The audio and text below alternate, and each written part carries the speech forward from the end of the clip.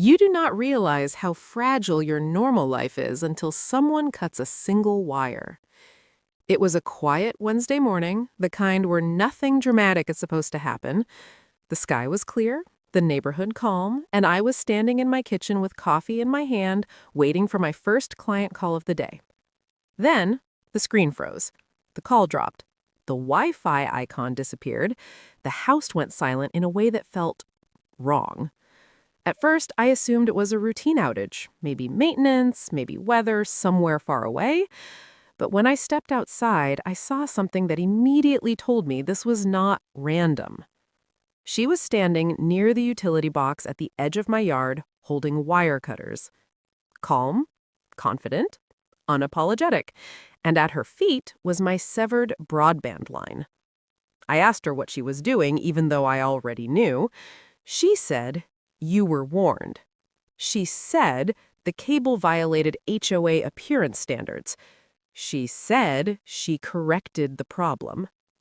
Corrected, as if federally regulated infrastructure was a crooked picture frame she had every right to straighten. I told her that was a utility line, not landscaping. She shrugged and said it crossed visible frontage. In her mind, aesthetics overruled everything. What she did not understand, what I barely understood in that moment, was that she had just stepped far beyond neighborhood rules. Because my internet was not just entertainment. It was my work, my contracts, my clients, my livelihood. Within hours, a technician arrived and inspected the damage. He knelt beside the cable, examined the clean cut, and looked up at me with a seriousness that shifted the entire tone of the situation. "This was intentional," he said. "You should file a police report. Not for vandalism, for interference with telecommunications infrastructure." That was the first moment I realized this was not small. The responding officer arrived, took notes, and initially treated it like minor property damage, until the technician calmly explained that broadband lines are protected systems, especially when used for commercial data transmission. The officer looked at the cut line differently after that. And when I mentioned I had security footage, the entire atmosphere changed. Because intent matters. That night, while my house sat offline while I scrambled to salvage client commitments, she posted in the neighborhood group that non-compliant homeowner issues had been resolved. Resolved. She thought she cut a cable. She had no idea she touched federal jurisdiction. The call from the federal field office came 2 days later. Calm, professional, direct. They asked if the damage was deliberate. I sent the footage. Clear image, wire cutters, no confusion. They explained something most homeowners never consider. Telecommunications infrastructure is federally protected, and intentional interference can trigger serious consequences. HOA authority stops at property guidelines. It does not extend into federal systems. Meanwhile, she doubled down. She sent a formal violation notice claiming visual obstruction and failure to maintain community standards. The timing alone documented intent. The HOA board attempted distance, saying they had not explicitly authorized removal, but internal messages later showed phrases like, "handle it," and "take necessary steps." Those words carry weight when read under legal review. Federal agents visited her home, quietly. No sirens, no spectacle, just questions. She reportedly said she was enforcing neighborhood standards. That statement did not land the way she expected, because enforcement without authority is not enforcement.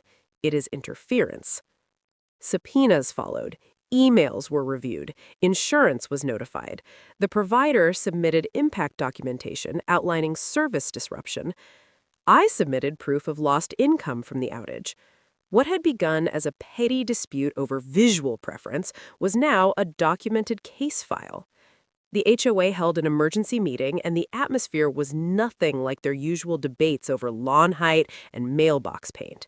There were attorneys present. There were printed statutes. There were faces that had shifted from confident to cautious. because once federal language enters a room, the tone changes. She attempted to argue property line confusion, but the footage showed her stepping deliberately onto the utility boundary. She attempted to argue misunderstanding, but misunderstanding does not require wire cutters. She attempted to argue compliance enforcement, but compliance does not authorize destruction. As the case moved forward, the reality settled in quietly. Courtrooms are not dramatic like neighborhood confrontations. They are structured, measured, precise. Security footage played, technician testimony confirmed intentional severing, federal statute was cited explaining the protection of telecommunications lines, especially those supporting commercial and encrypted data. When it was revealed that the line carried remote professional traffic beyond residential streaming, the seriousness increased. Not because of emotion, but because infrastructure serves more than one person. Her defense centered on misunderstanding of authority, but authority is not assumed, it is granted, and it is limited. When the words, "handle it," were read from internal HOA communications, the room grew still, because casual language can carry serious consequences. The outcome was not theatrical. There were no dramatic outbursts. There was restitution. There was probation. There was civil settlement for documented losses. There was mandatory resignation from the HOA. There were restrictions on future board service. No jail cell, but permanent record. Permanent consequence. Months later, the cable remained in place, properly secured, legally compliant, professionally installed. The neighborhood shifted subtly. Meeting minutes became transparent. Policies were rewritten clearly, stating no resident shall interfere with utility infrastructure under any circumstances. The technician who later upgraded the line said something simple. People think these are just wires. They are not. They are arteries. Cutting one can stop more than a signal. She thought she was enforcing order. She believed HOA authority extended beyond lawns and paint. She believed rules were power. But power has boundaries, and some boundaries are federal. She cut my internet line, but what she really severed was her own illusion of control. You do not realize how fragile your normal life is until someone cuts a single wire and turns routine into disruption and calm into confrontation. It was a quiet Wednesday morning, the kind where nothing dramatic is supposed to happen. The sky was clear, the neighborhood calm, and I was standing in my kitchen with coffee in my hand, reviewing emails before my first client call of the day. Then the screen froze, and the cursor stopped moving, and the call that had just connected dissolved into silence. The Wi-Fi icon vanished from the corner of the monitor. The router lights shifted from steady green to blinking red. The house felt disconnected from the world. At first, I assumed it was routine maintenance or a regional outage somewhere beyond my street. But when I stepped outside to check the line along the curb, I saw something that immediately told me this was not random. She was standing beside the utility box at the edge of my property, holding wire cutters loosely at her side, as if she had just finished trimming hedges rather than severing infrastructure. At her feet lay the cleanly cut fiber cable that had powered my home office for years. I asked her what she was doing, even though the evidence was already in plain sight. She answered without hesitation and without apology. "You were warned." She explained that the visible line violated HOA appearance standards and that she had taken corrective action for the good of the neighborhood. Corrective action, as if a federally regulated communications line was a decorative issue she had personal authority to resolve. I told her that cable had been installed legally, inspected professionally, secured, and fully compliant with municipal code. She dismissed that explanation and said HOA guidelines supersede exterior visual concerns. In that moment, I realized she genuinely believed that neighborhood policy outweighed federal regulation. What she did not understand, what I was only beginning to understand, was that this act extended far beyond aesthetic disagreement. My internet was not casual convenience. It carried contracts, secure files, client conferences, encrypted communication. When the technician arrived, he examined the cable and confirmed the cut was precise, deliberate, and not the result of weather or accident. He looked at me and said, "This crosses into telecommunications interference." The police officer who responded initially treated it as minor vandalism, until the technician clarified that broadband lines, especially those used for professional services, are protected systems. The officer adjusted his posture and began documenting details more carefully once he heard the phrase, federal infrastructure. Security footage from my doorbell camera showed her approaching the line, tools visible, intent clear. That evening, while my home remained offline and I was forced to cancel scheduled work, she posted publicly that a non-compliant installation had been resolved. Resolved. She believed she had enforced order. She did not realize she had triggered jurisdiction beyond neighborhood authority. 2 days later, I received a call from a federal field office asking whether the damage had been intentional and whether I possessed evidence. I provided the footage and the timeline and documentation of lost income from the outage.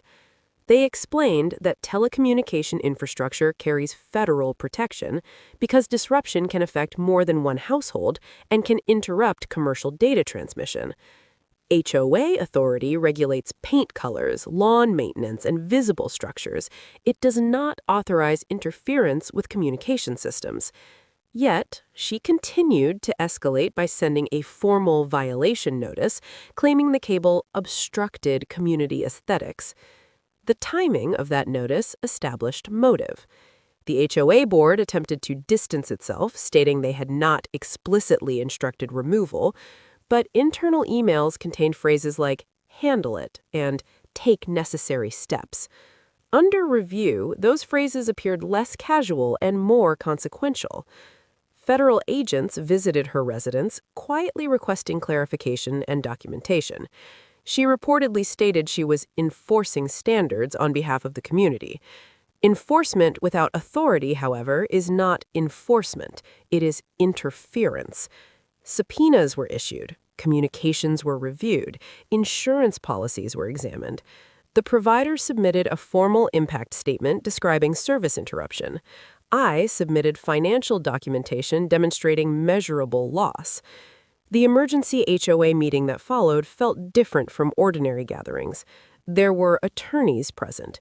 There were printed statutes highlighted in yellow. There were expressions that reflected realization rather than confidence. Because when federal language enters a conversation, the scale shifts. She attempted to argue confusion over property boundaries, but the footage showed deliberate approach and cutting motion. She attempted to argue misunderstanding of regulation, but misunderstanding does not involve specialized tools and immediate public declaration. The matter proceeded to a structured courtroom environment where evidence was presented calmly, without spectacle.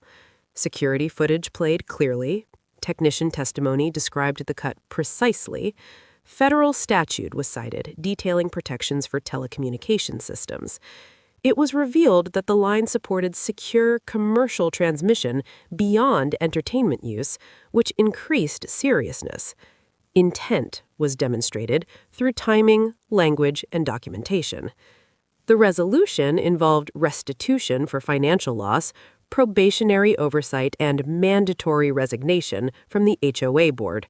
Restrictions were placed, preventing future board service within the jurisdiction. No dramatic scenes, no raised voices, just record. Permanent consequence. Months later, the cable remained installed, properly secured, and fully compliant. The HOA bylaws were amended, explicitly prohibiting resident interference with utility infrastructure under any circumstances. Meetings became recorded and procedures clarified. The technician who returned for an upgrade remarked that people often underestimate the importance of these lines. They appear small, but they carry connection, livelihood, and obligation. She believed rules equaled power. She believed position equaled authority. But authority has limits defined by law, not preference. She cut my internet line, and in doing so, she severed her own assumption of control, replacing it with documented accountability that followed her beyond the neighborhood she once tried to command.